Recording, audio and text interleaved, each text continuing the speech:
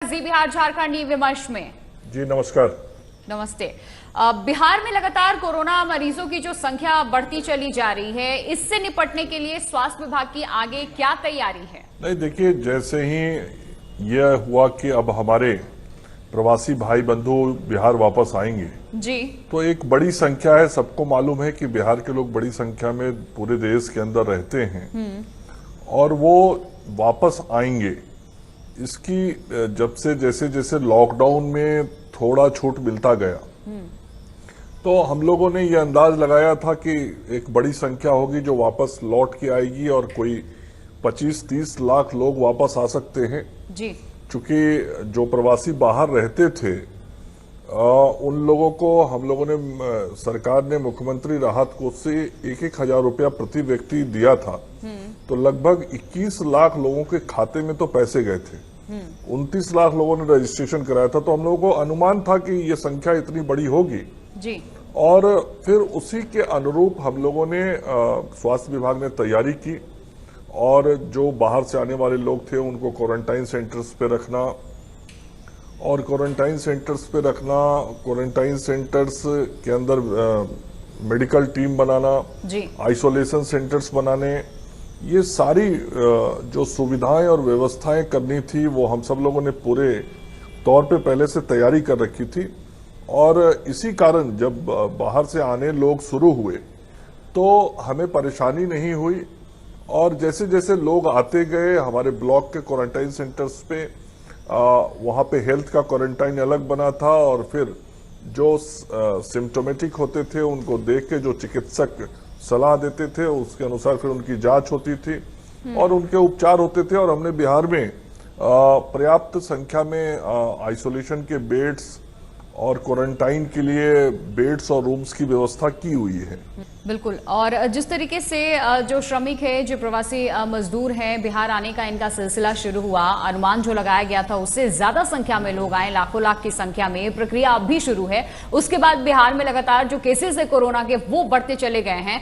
तो इनको जो बॉर्डर एरियाज है वहीं पे रोक करके कैंप लगा करके इनकी जांच कराई जाए, अगर कोई संक्रमित है तो इन्हें रोक दिया जाए। इसको लेकर के कितनी मेडिकल की टीमें तैनात की गई हैं या फिर क्या व्यवस्था की जा रही है?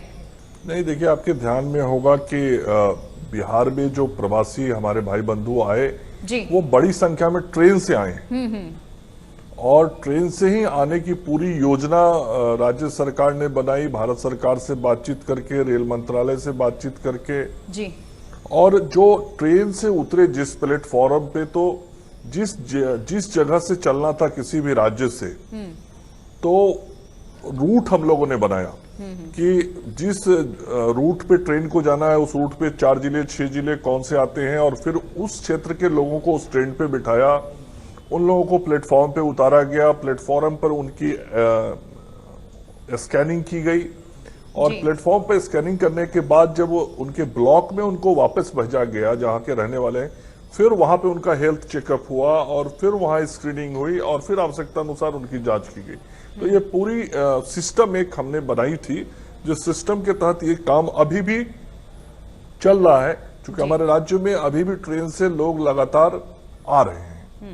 ये बताना चाह रहा हूं कि हमारे राज्य के अंदर जो क्वारंटाइन सेंटर्स बने जी, तो 635 क्वारंटाइन सेंटर्स हमने राज्य के अंदर बनाए और 16,411 कमरा इस क्वारंटाइन सेंटर्स के अंदर हम लोगों ने रखा हुआ है।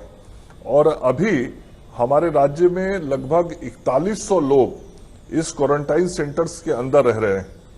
उसी प्रकार से जो आइसोलेशन सेंटर्स हैं, तो आइसोलेशन सेंटर्स हम लोगों ने 275 पूरे राज्य के अंदर बना के रखे हैं, जिसमें करीब 19,600 करीब बेड है और अभी 1707 लोग जो कोविड पॉजिटिव हुए हैं जी, ऐसे लोगों को हम लोगों ने इस आइसोलेशन सेंटर्स के अंदर रखा हुआ है। इसके अलावा बिहार में 3 कोविड के डेडिकेटेड हॉस्पिटल्स हैं। एक पटना के अंदर Nalanda medical college hospital, Bhagalpur medical college hospital और गया मेडिकल कॉलेज हॉस्पिटल। और इन तीनों मेडिकल कॉलेज हॉस्पिटल्स में मिलकर 2344 बेड हैं और इसमें 80 मरीज अभी रह रहे हैं। जो गंभीर होते हैं उनको हम ऐसे अस्पताल में लेके आते हैं और इसमें से आईसीयू के अंदर 7 हैं और नॉन आईसीयू में 73 लोग अभी इलाज कर रहे हैं जी। तो ये पूरा व्यवस्था सिस्टम हमने बनाया है। तो इस वक्त जितना संसाधन आपके पास है, जो चीजें उपलब्ध हैं वो पर्याप्त हैं, जैसे कि पीपीई किट हो गया या फिर ऑक्सीजन की मशीनें हो गई या फिर वेंटिलेटर हो गया, अस्पताल में ये सारी चीजें हैं बैकअप में अभी इस वक्त स्वास्थ्य विभाग के पास? ये बहुत महत्व का प्रश्न आपने पूछा है। मैं आपको बताना चाहूंगा कि अभी बिहार में इस समय तक लगभग 3006 मरीज हुए हैं जी। और इस 3006 मरीज में केवल 15 मरीज ऐसे हुए जिनको ऑक्सीजन के पाइप की जरूरत पड़ी, मतलब ऑक्सीजन सपोर्ट की जरूरत पड़ी, और केवल 2 पेशेंट ऐसे हुए जिनको वेंटिलेटर की जरूरत पड़ी। तो अब आप अंदाज कर सकती हैं कि 3000 मरीज होने के बाद यहाँ 2 लोगों को वेंट की जरूरत पड़ी और 15 लोगों को ऑक्सीजन के सपोर्ट की जरूरत पड़ी है जी। जहां तक ये उपकरणों का सवाल है, चाहे वो पीपीई किट हो या और सामग्री हो, पर्याप्त है। और मैं पूरा आंकड़ा दूंगा तो टाइम लगेगा। इतना ही कहूंगा कि पीपीई किट हो, 3 प्लाई मास्क हो, N95 मास्क हो, या वीटीएम हो, या हमारे पास आरएनए एक्सट्रैक्शन किट हो, या आरटीपीसीआर मशीन का टेस्टिंग किट हो, या और जो आवश्यक सामग्रियां हैं वो पर्याप्त मात्रा में हमारे पास मौजूद हैं। हमारे जो हमारे हेल्थ के क्वारंटाइन सेंटर्स हैं या हेल्थ चेकअप कैंप्स है, सारे जगहों पे हमने इंफ्रारेड थर्मामीटर पर्याप्त संख्या में भेजा हुआ है, पल्स ऑक्सीमीटर भेजे हुए हैं।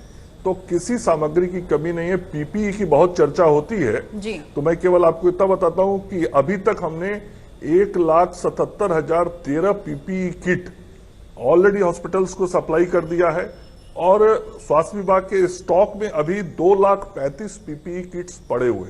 चलिए, उम्मीद करते हैं जो तैयारियां की गई हैं स्वास्थ्य विभाग की तरफ से, आपकी तरफ से, ये सब दुरुस्त हों और आगे जिस तरीके से प्लान पे अभी आप लोग काम कर रहे हैं, हालांकि वैसी परिस्थिति बिहार में ना आए, लेकिन जिस तरीके से रिपोर्ट्स लगातार दिनों दिन आते चले जा रहे हैं, संख्या लगातार बढ़ती चली जा रही है, ऐसे में ये भी सवाल होता है कि हम कितने जांच प्रतिदिन कर रहे हैं। तो आपसे ये भी जानना चाहूंगी कि अभी इस वक्त बिहार में प्रतिदिन जांच की क्या संख्या है, या फिर अभी इस संख्या को और बढ़ाने आपको लगता है कि बढ़ा देना चाहिए, आगे भी जरूरत पड़ेगी?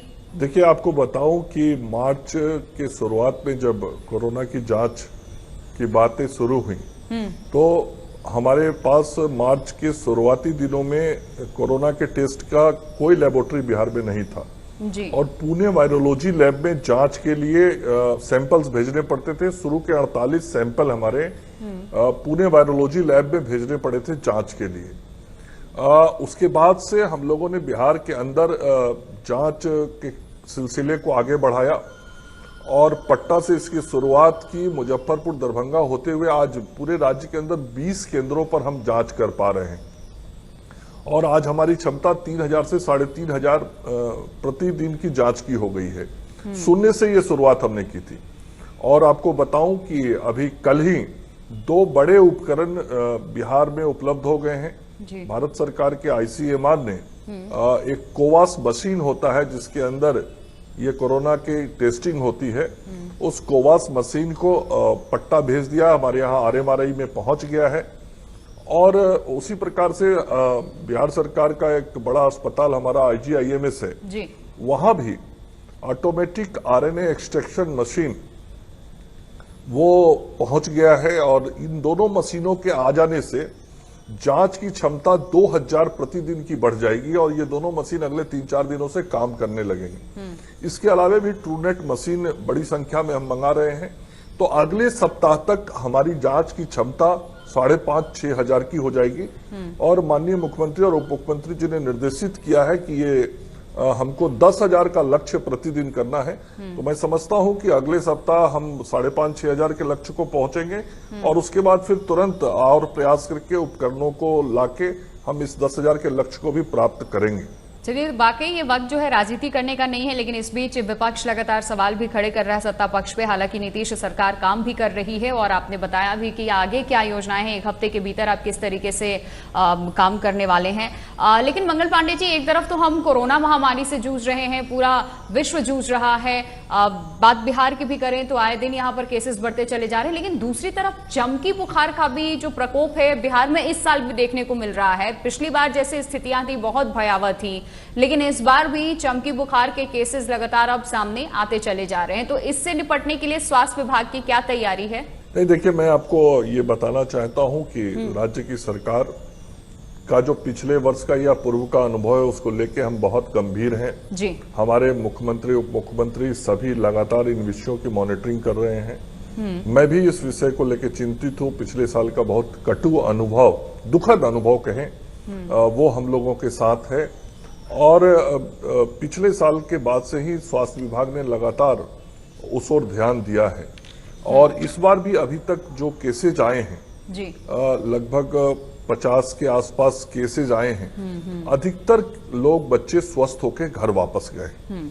और प्राथमिक स्वास्थ्य केंद्र से लेके मुजफ्फरपुर का जो सबसे बड़ा हमारा अस्पताल है SKMCH, उन सारे जगहों पर जो हमने AES के लिए SOP बनाया है, स्टैंडर्ड ऑपरेटिव प्रोसीजर बनाया है, उस स्टैंडर्ड ऑपरेटिव प्रोसीजर के तहत जितने प्रशिक्षण देने हैं, जितने उपकरण देने हैं, जितनी दवाइयां देनी है, अस्पताल के इंफ्रास्ट्रक्चर को जैसे ठीक करना है, वो सारा काम पूरी युद्ध स्तर पे किया गया है। इसके अलावे प्राइवेट एम्बुलेंस को भी पिछले साल हम लोग 400 रुपया देते थे कि यदि कोई गरीब अपने बच्चे को लेकर अस्पताल आया, सरकारी एम्बुलेंस से नहीं प्राइवेट से आया, तो 400 रुपया उसको रिइंबर्स कर देते थे, लौटाया जाता था जी। इस बार उसको बढ़ा के हम लोगों ने दूरी के हिसाब से 1200 रुपया कर दिया है। क्योंकि सामान्यतः हम लोगों ने देखा है कि ये बीमारी गरीब के बच्चे को होती है, जो बहुत ही गरीब होते हैं, और उसको शायद गाड़ी का भाड़ा एफर्ट करना भी मुश्किल होता है। इसलिए राज्य की सरकार ने ये, मुख्यमंत्री जी ने ये निर्णय किया कि अब दूरी के हिसाब से 400 रुपया नहीं, 1200 रुपया तक भी देना पड़ेगा, तो सरकार देगी। वह बच्चे को लेके जल्दी से जल्दी हमारे अस्पताल में चला है। इसके अलावा जो एक बड़ा विषय है इस बीमारी से जुड़ा हुआ, वो जागरण का कार्यक्रम, सामाजिक जागृति लाना। चूंकि बच्चे को रात में भूखा नहीं सोने देना बहुत महत्व का विषय होता है, जो मैंने हाइपोग्लाइसेमिया की बात की। दूसरा, चीनी की कमी होती है, इसलिए रात को वो गुड़ वोड़ ले, पौष्टिक आहार ग्रहण करे। इस बात का न केवल प्रचार प्रसार, बल्कि हमारे जो आंगनबाड़ी के केंद्र हैं, हमारे जो विद्यालय हैं, उनके माध्यम से भी इन सारी चीजों की व्यवस्था की गई है।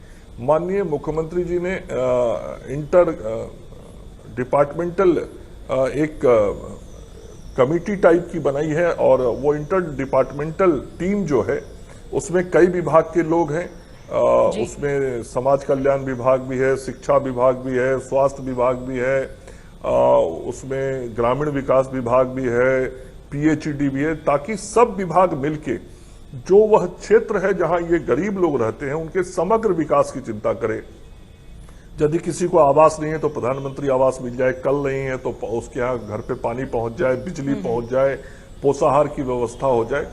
तो इन सारी चीजों की चिंता सरकार के स्तर पर की गई है। और जो 12 प्रभावित जिले हैं, उन 12 प्रभावित जिलों में भी जो हमारा जिला प्रशासन है, और जिला प्रशासन के पदाधिकारी भी लगातार इसकी मॉनिटरिंग कर रहे हैं। जो ज्यादा इफेक्टेड जिला है, मुजफ्फरपुर, सीतामढ़ी, मोतिहारी, ऐसे जिले जो हैं, उन जिलों में एक एक पंचायत के लिए सरकार की तरफ से एक एक पदाधिकारी को इस काम की विशेष तौर पे जिम्मेवारी दी गई। तो बहुत बृहत योजना और प्लान किया गया है, ताकि हम अधिक से अधिक लोगों को चमकी बुखार के समय में स्वास्थ्य सेवा दे सके।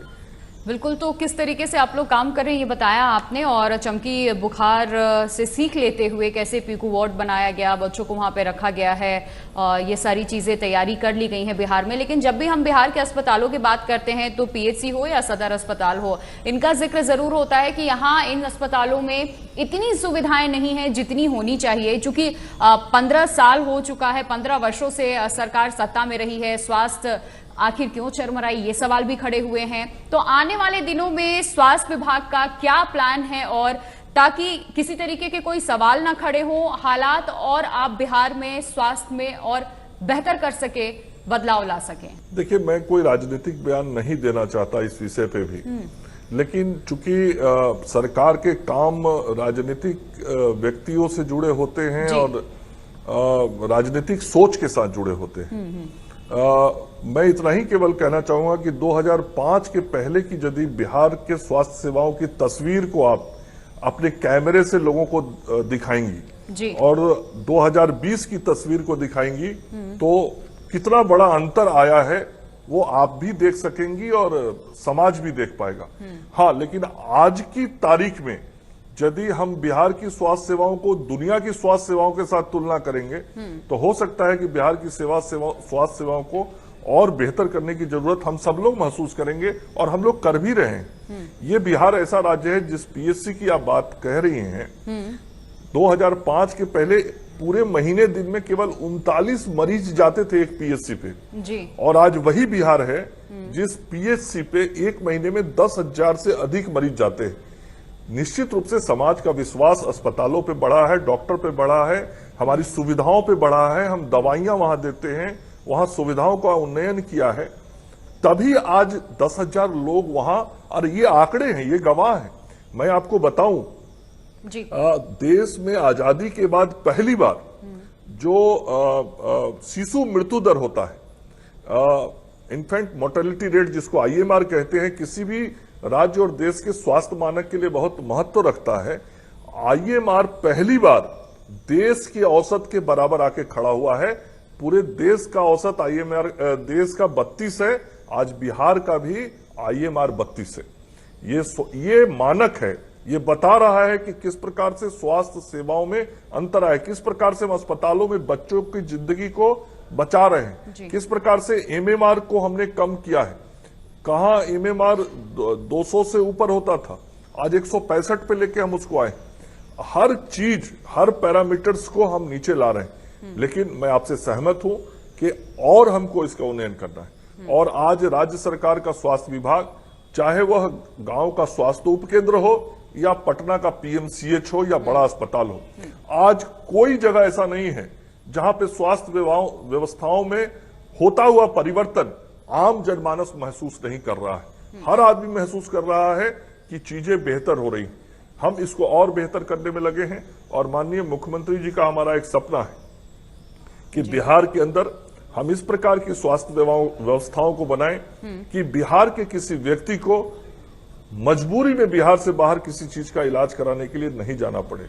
कोई शौक से जाना चाहे, किसी के पास पैसा है चला जाए, लेकिन हम अपने सरकार के अंदर ऐसी व्यवस्थाओं और रचनाओं को खड़ा करें कि हर आदमी हमारे अस्पताल के अंदर इलाज करा सके। और मुझे आपको बताते हुए खुशी हो रही है कि आज किडनी ट्रांसप्लांट जैसे गंभीर काम भी हमारे राज्य सरकार के IGIMS जैसे अस्पताल में किए जाते हैं। कॉर्निया ट्रांसप्लांट के 500 से ज्यादा केसेस हमारे IGIMS के अंदर हुए हैं। एक लगातार हम जो सुपर स्पेशलिटी की सुविधाएं होती हैं वो कैसे राज्य के विभिन्न अस्पतालों में दें, उसके काम हम लगातार कर रहे हैं। तो ये सारी तैयारियां हैं। उम्मीद करते हैं कि बिहार का जो स्वास्थ्य है वो बिल्कुल दुरुस्त हो जाए, और जिस तरीके से आपने ब्लूप्रिंट तैयार किया हुआ है बिहार को और आगे ले जाने के लिए, स्वास्थ्य विभाग को दुरुस्त करने के लिए, वो जल्दी हमें हकीकत में तब्दील होता भी दिखे। काफी हद तक हुआ भी है जो हम देख सकते हैं। एक आखिरी सवाल मैं लेना चाहूंगी, जो लोग कोरोना से जंग जीत चुके हैं, जो लोग अपने घरों को लौट चुके हैं, क्या उनसे भी आने वाले दिनों में समाज को किसी तरीके का कोई खतरा हो सकता है, या फिर उन लोगों के लिए भी आप क्या मैसेज देना चाहेंगे जो इस वक्त भी लापरवाही बरतते हमें सड़कों पे भी नजर आते हैं? तो स्वास्थ्य विभाग की तरफ से, महकमे की तरफ से कोई मैसेज पूरे समाज को? नहीं, देखिए, बिहार में जो बिहारियों का इम्यून पावर है वो मैं कहूँगा बहुत बढ़िया है। और शारीरिक जो शरीर का जो प्रतिरोधक क्षमता होता है वो बहुत ज़्यादा है। और हम मजबूती के साथ लड़ते हैं किसी चीज़ से। इस कोरोना में भी हम देख रहे होंगे कि देश के कई राज्यों की हम चर्चा करें, हालांकि एक भी मृत्यु जो होती है वो दुखद होती है जी, लेकिन कई राज्यों की तुलना करें तो उसकी तुलना में बिहार को हम देखेंगे तो बिहार में जो मोर्टेलिटी रेट है वो 0.5 से भी कम है। बिल्कुल 3006 मरीज अभी तक हैं और मोर्टेलिटी 14 हुई है। हम देखेंगे यदि आंध्र प्रदेश में तो 3171 केसेस पॉजिटिव हुए हैं, 57 मोर्टेलिटी हुई है। हम यदि देखेंगे मध्य प्रदेश के अंदर तो 7024 केसेस में 305 मोर्टेलिटी हुई है। हम यदि देखेंगे तमिलनाडु के अंदर तो 17,728 केस हो गए हैं। बिहार से बहुत कम पॉपुलेशन है, पॉपुलेशन डेंसिटी भी बिहार से कम है और वहां 127 मोर्टेलिटी हो गई है।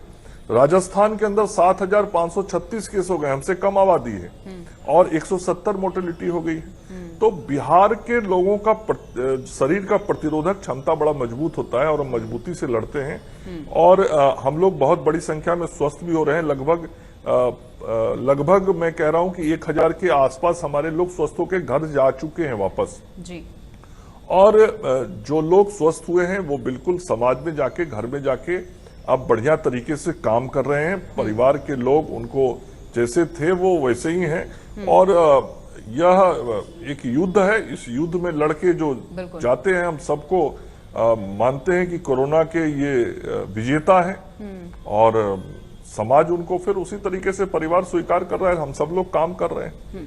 चलिए मंगल पांडे जी, बहुत बहुत शुक्रिया आपका हमसे बातचीत करने के लिए और जी बिहार झारखंड ये विमर्श का हिस्सा बनने के लिए बहुत शुक्रिया एक बार फिर। धन्यवाद।